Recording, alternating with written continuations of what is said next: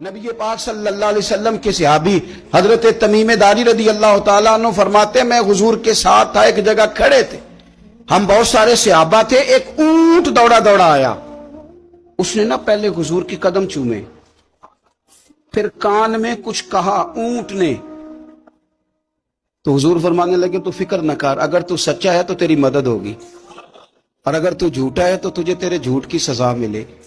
یعنی میں کیسے اس بندے کو سمجھاؤں، میں کیسے اسے سمجھاؤں، کمیٹی ڈال کے رو کے درد سے ادھار لے کے کوئی مدینے گیا اور ماڑا بندہ، اور اس کی تڑپ ہے کہ میں سونے کو اپنے دکھ سناؤں، تو وہ کھڑا ہوا تو ایک صاحب اسے کہنے لگے یہ معاذ اللہ سنتے نہیں تو کس کو سنا رہا ہے، چپ کر، کنٹرول کر اپنی زبان کو، اگر دین نہیں آتا تو نبی پاک سے محبت کرنے والوں کے دل نہ توڑ۔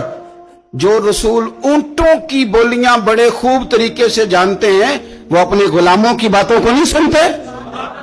رانجھا رادی کرنے والے ان کی بھی کیا ہی بات ہے، روزے دے دوالے نے غلاماں دیاں ٹولیاں، وہ ویکھو ایک پہ سن دے کروڑاں دیاں بولیاں۔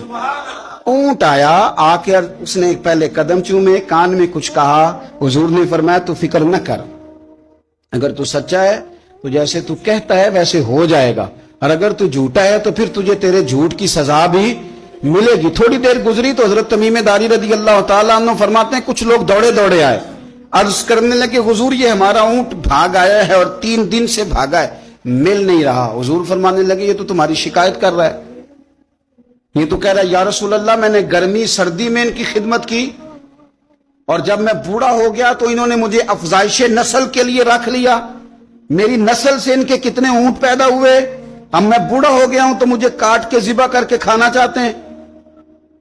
اس نے کان میں کہا، حضور نے ترجمہ کر کے بتایا، کریم رسول فرمانے لگے بولو تم کیا کہتے ہو؟ کہنے لگے سونیا جی جس نے جو آپ کو بتایا نا بالکل ہی سچ بتایا ہے۔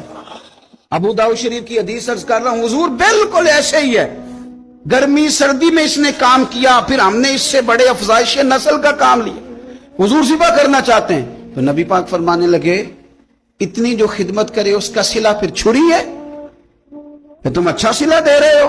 کہنے لگے حضور ہم کچھ نہیں کہتے، ذبح بھی نہیں کرتے، آپ اس کو دے دیں۔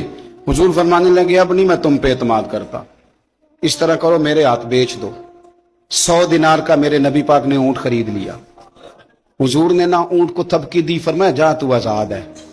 اونٹ نے نا پتہ نہیں کیا باتیں کی، ایک بات کی تو حضور نے فرمایا آمین، دوسری کی تو کہا آمین، تیسری کی دعا کی تو کہا آمین، چوتھی بات اونٹ نے کی تو نبی پاک رو پڑے، اونٹ چلا گیا۔ صحابہ کہتے ہیں عرض کی یا رسول اللہ اونٹ نے کیا کہا ہے؟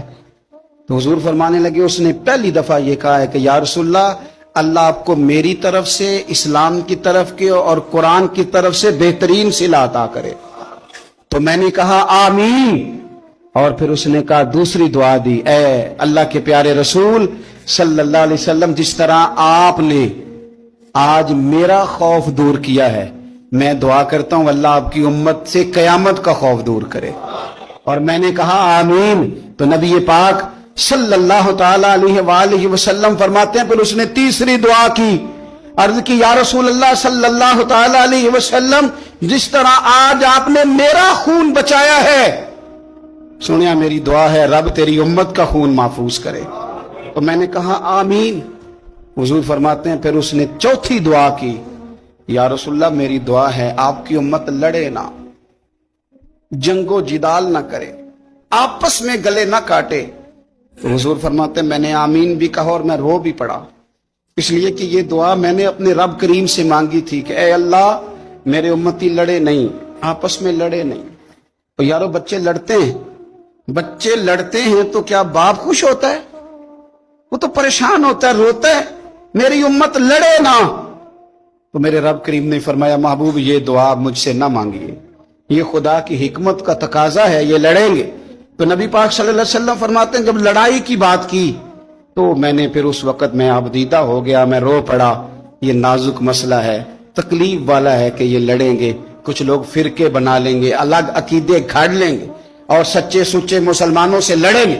میرے بھائی یاد رکھ لیں کہ رسول پاک تو جانور اندھیرے میں ڈوب جائے تو نکال دیتے ہیں، تو امتی کیوں کہیں اور روشنی تلاش کرتا پھرتا ہے؟ وہ روز کہے کہ ماہ مدینہ اپنی تجلی عطا کرے.